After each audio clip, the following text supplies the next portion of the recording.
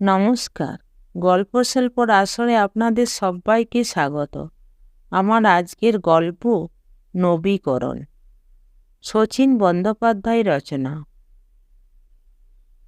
Mormon মুখার্জির সঙ্গে এ জীবনে আবার কোনোদিন দেখা হোক চায়নি মধুশ্রী।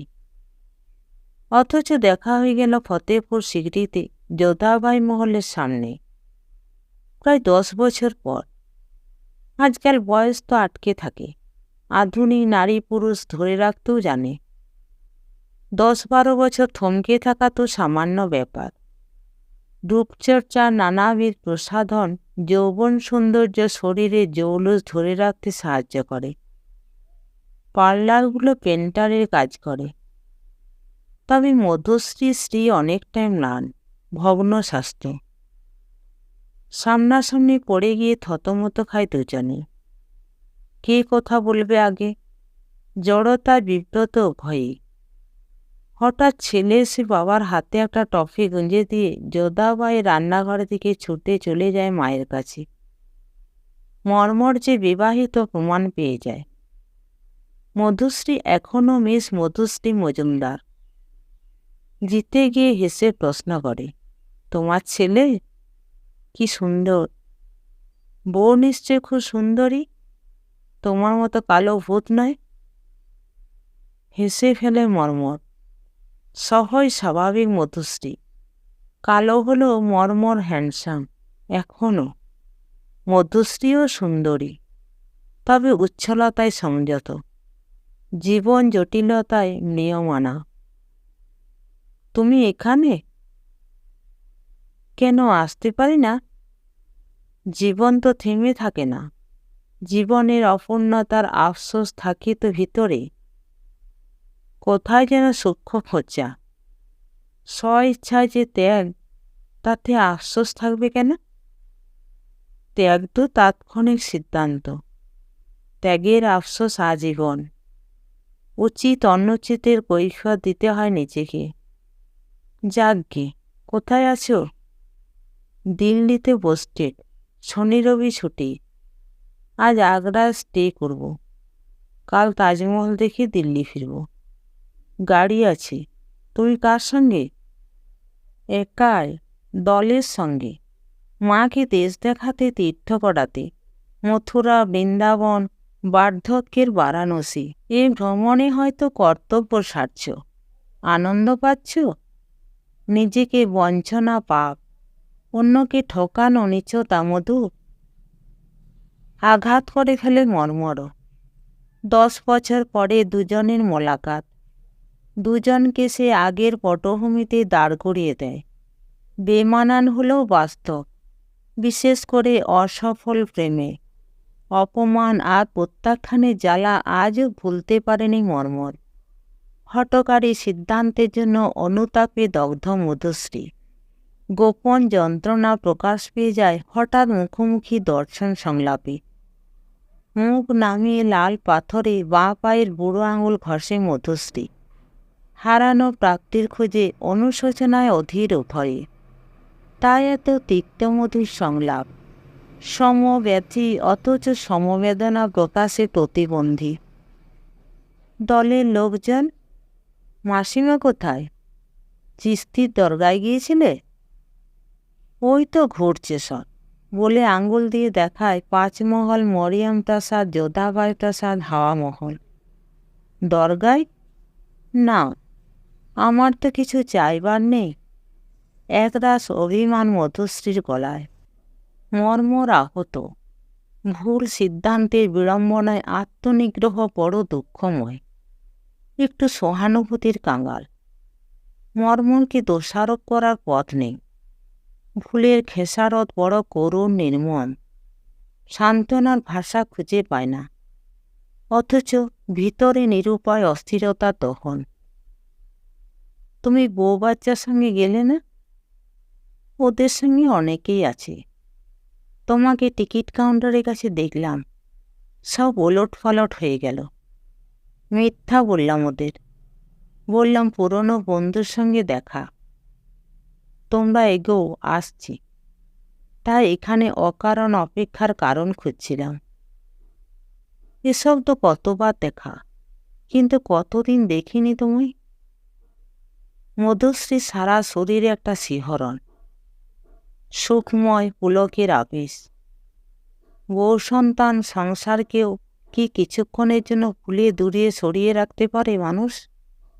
প্রথম প্রেমের কাছে প্রশ্ন নিয়েই বলে, রয়্যাল গেটের কাছে আমিও তোমাকে ছেলের হাত ধরে ঘুরতে দেখেছিলাম। সাহস অধিকার দাবি কোনোটাই নেই, তাই দূরে সরে আড়াল করেছিলাম নিজেকে। এখন তো স্মৃতি সব দুঃখের সহচর। অতীত রোমন্থন একান্ত গভীর গোপন আলাপচারিতায় পরিণত হয়। বিচ্ছেদ এবং মিলন দীর্ঘ সময়ের ব্যবধানকে এভাবে আটকে দিতে পারে স্থির বিন্দুতে। লাল চত্বর, লাল পথ, লাল পাথর ঢালা উন্মুক্ত প্রাঙ্গণ, চারপাশে প্রাসাদ, মহল, দরবার, নহবতখানা, বাগিচা, প্রমোদ বিলাসিতার প্রাচুর্য বৈভবের সাক্ষ্য বহন করে দাঁড়িয়ে আছে। অতীতের কঙ্কাল, তবু এত অতুল ঐশ্বর্য ঐতিহ্যবাহী শাশ্বত সাক্ষী হয়ে সদর্পে দাঁড়িয়ে। চলো ওধারে গিয়ে দাঁড়ায়। মাথার উপর সূর্য, পাথর তেতে আগুন। মাথা বাঁচাতে একটু দূরের ঘোড়ানিং গাছে ছায়া এসে দাঁড়ায়। চুরি করার সময় থেকে অতীতকে যতটা রাঙিয়ে ঝালিয়ে নেওয়া যায়, আপনজন পরিবারের অবিশ্বাসের আঁচ বাঁচিয়ে, অবৈধ অদমিত আলাপ সুনজরে দেখে না কেউ, তাই এত দূরত্ব আড়াল। আচ্ছা মর্ম, কলেজ ইউনিভার্সিটি লেভেলে তোমার আমাদের তো এত জড়তা চক্ষুলজ্জার ভয় ছিল না। আড়ালে টেনে আনার মতলব ধরে ফেলে মধুশ্রী। মর্মন ইঙ্গিত বুঝলেও লজ্জিত নয়, তাই চাপায় মধুশ্রীর ঘাড়ে। তখন দুজনের মাঝখানে কোনো প্রাচীর ছিল না, তৃতীয় ব্যক্তি ছিল না, আমিও ভাগাভাগি হইনি। আজকের এই পরিবেশ পরিস্থিতির দায় তো তোমাকেই বর্তায়। মধুশ্রী নীরবে হজম করে সত্য অস্বীকারের অক্ষমতায়। নিরপরাধের তীব্র তীর বুমেরাং হয়ে ফিরে আসছে। মর্মর একতরফা নির্দোষ প্রমাণে বদ্ধপরিকর। মানুষ যে সামাজিক জীব, সময় শাসনের কাছে দায়বদ্ধ, এটা মধুশ্রীও জানে। বিয়ে করেনি বলে ছাড়পত্রের বিশেষ সুবিধা থাকলেও বদনাম তো কাউকেই ছাড়ে না। গোপন প্রেম নিয়ে আড়ালে অপবাদ আরও মারাত্মক। স্বজনের সন্দেহ, সংসার ভাঙার আগুন নিয়ে খেলাফেফি দূরে থাকায় শ্রেয়। তবু কেন যেন শরীর খারাপের অজুহাতে দল ছুটে প্রবেশ পথের একটু দূরে হঠাৎ দাঁড়িয়ে পড়েছিল মর্মরের প্রতীক্ষায়। আসল কারণ জানলে এত বড় দায়ভার আমার ঘাড়ে চাপাতে পারতে না। আজ অব্দি আমাকে অপদস্থ করে প্রত্যাখ্যানের কারণটা অজানায় থেকে গেছে। অন্যত্র চলে গিয়ে যোগাযোগ না রেখে অতীতের সব কিছু শেষ করে ভবিষ্যতের স্বপ্নকে হত্যা করে সম্পর্কে যৌবনিকা টেনে আমাকে দুঃসহ পরিস্থিতি যন্ত্রণার মধ্যে ফেলে কেন পালিয়ে গেলে, তার উত্তর দাও মধু। সেই কৈফিয়ত। উত্তেজনায় গলা শরীর কাঁপছে মর্মরের। দুঃসহ অভিমান অনুরাগের আভাস দু চোখে। কোথাও ছায়া নেই, যেটুকু আছে বহু মানুষ দাঁড়িয়ে তার তলায়। একটু দূরে ঘেরা প্রাচীরে হেলান দিয়ে দাঁড়ায় দুজন। এতদিন হয়তো মর্মরের ভুল ভেঙে দেওয়ার কোনো প্রয়োজন ছিল না। সুযোগ যখন এসেছে সেটা ভেঙে দিয়ে মিথ্যা অবিশ্বাস, ভুল ধারণা থেকে তারও মুক্তি, মর্মরেরও নিষ্কৃতি। শুনবেই? তবে শোনো। তুমি ব্যাঙ্গালোরে পড়তে যাওয়ার পর আমি কঠিন অসুখে অসুস্থ হয়ে পড়ি। মাঝপথে পড়াশোনা বন্ধ। অত দূর থেকে ট্রেনে বাসে এসে ক্লাস করা সম্ভব হলো না। শরীর কিছুদিন ভালো, হঠাৎ আবার অসুস্থ। নানা জটিলতা। এর মধ্যে বাবার মিল বন্ধ, ভলেন্টারি রিটায়ারমেন্ট, সমবয়সী আরেক বোন, ভাইয়ের একজন নাবালক, একজন বেকার। আমার অসুস্থতা বেড়েই চলে। দীর্ঘদিন চিকিৎসা চলাকালীন বাবা মেজ বোনের হঠাৎ বিয়ে দিয়ে দিল। কিছুদিন পর বাবাও মারা গেল। মা বাবা জানলেও আমাকে আসল লোকটার কথা কেউ বলেনি। বাবা মারা যাওয়ার পর মাকে পীড়াপিড়ি করেও সঠিক কিছু জানতে পারেনি। শেষে ডাক্তারবাবুর এক সিনিয়র নার্সের কাছে ডিটেলে জানতে পারে রোগটা ফাইব্রয়েড, মানে মাতৃত্বে বাধা, টিউমার থেকে যার জন্ম। অপারেশনের সম্ভাবনা থাকে নিশ্চয়ই। সম্ভাবনা নিয়ে এত বড় রিস্ক নিতে পারেনি। অদূরে মা এবং দলবলকে আসতে দেখে চলি, ভালো থেকো বলে মধুশ্রী মরা মাছির মতো ফ্যাকাশে চোখ দুটো দিয়ে মর্মরকে শেষবারের মতো দেখে নিয়ে পা বাড়ায়। মর্মর পরাজিত নায়কের মতো অসহায় বোধ করে। দলে মিশে হারিয়ে না যাওয়া পর্যন্ত সেদিকেই তাকিয়ে থাকে মর্মর।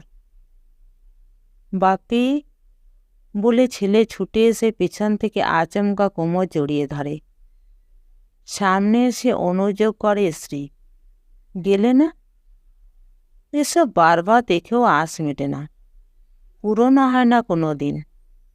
অদ্ভুত মানুষ। বাপি, আন্টি কোথায়? আন্টি বড় বড় চোখ করে তাকায় স্ত্রী মর্মরের দিকে। তো আন্টি কোথায়?